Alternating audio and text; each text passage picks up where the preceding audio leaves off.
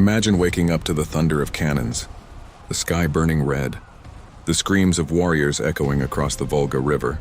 For 3 centuries, the Mongol Horde ruled Russia with iron fists. They burned cities. They demanded tribute. They broke princes like toys. But in 1552, a young Tsar decided the terror would end, not with diplomacy, not with mercy, but with fire. This is the story of how Ivan the Terrible shattered the last great Mongol stronghold and drowned Kazan in blood. Stay with me, because what happened after the walls fell was even more terrifying than the siege itself. For 300 years, the shadow of the Mongols loomed over the Russian lands. The once mighty Golden Horde had fractured, but its successor states still threatened Moscow. Among them, none was more defiant than the Kazan Khanate. Located along the Volga River, Kazan was not just a city. It was a fortress, a symbol, a reminder that Russia had once knelt. Raids from Tatar horsemen devastated Russian villages. Thousands were captured and sold into slavery. Благословен Бог наш всегда ныне и присно и во веки веков. Аминь. 1547, the first ruler to officially take the title Tsar of all Rus. But Ivan was not just ambitious. He was obsessed. He wanted revenge. He wanted security. He wanted history to remember him. The Kazan Khanate had to fall, not just defeated, destroyed. In the summer of 1552, Ivan assembled one of the largest armies Russia had ever seen. Nearly 150,000 men, infantry, noble cavalry, foreign mercenaries, and most importantly, artillery, cannons, dozens of them, rolled toward Kazan's walls. This was no medieval raid. This was total war.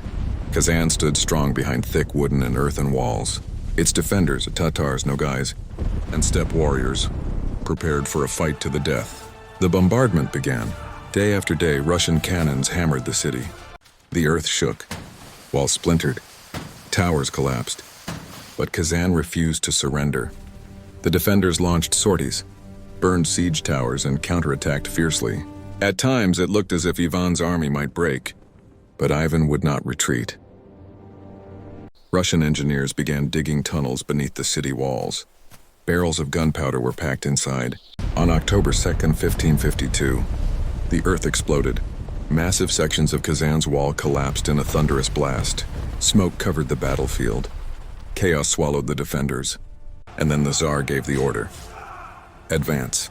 What followed was not a battle. It was a massacre. Russian troops stormed through the breach, cutting down defenders in brutal close combat. Streets ran red. Houses burned.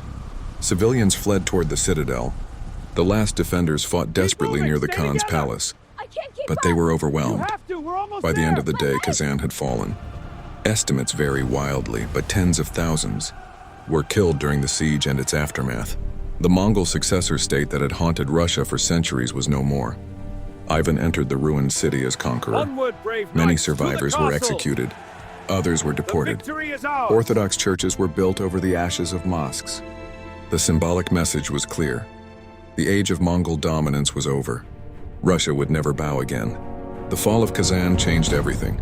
With the Volga secured, Russia expanded eastward into Siberia. The steppe frontier shifted forever. Ivan had not just destroyed an enemy. He had opened the gates to empire.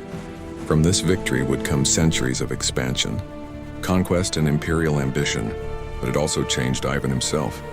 After Kazan, his rule grew darker. Paranoia deepened. Executions multiplied. The Tsar who crushed the Horde would later terrorize his own people. History remembers him as the Terrible. In Russian, the word means something closer to the formidable, the fearsome, the one who inspires dread. No one doubted that title. Was it revenge? Was it destiny? Or was it the beginning of something even more dangerous? The fall of Kazan ended one era of terror and began another. Because sometimes, when you destroy the monster that haunted your past, you risk becoming one yourself.